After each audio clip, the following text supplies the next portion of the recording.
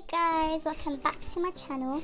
This is my first proper video on this channel, and I am going to be showing you how to download fonts on your iPhone or Android, whatever you have, for free. And it's quite easy and simple, and you can do it with anything.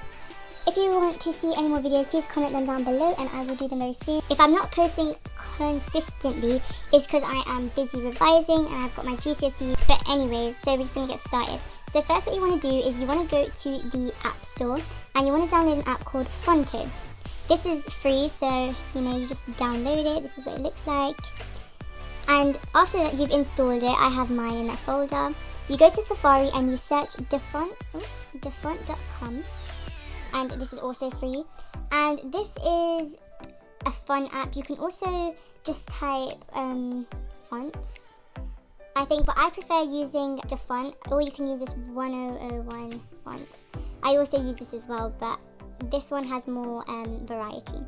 At the top it has different themes for the font, so you have fancy, foreign, techno, bitmap, gothic, basic, and all of that. So you can click any of these top where you can search a font, but I'm just going to use Denmahi's thingy here, I don't know how to pronounce it. So you choose a font that you want and you go to download, and a zip file will open and it will say open in Fonto. If you do not have that, go to more, and go copy to Fonto, but you can just open in Fonto if you have that. And this will come up and you just have to click install and install again.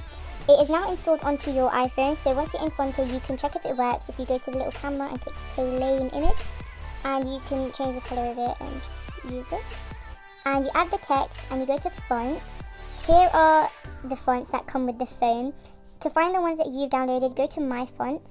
And these are all that I've downloaded so far. So I have Luna, Surfing Capital, DK Jumbo, and Denmahi's, however you say it.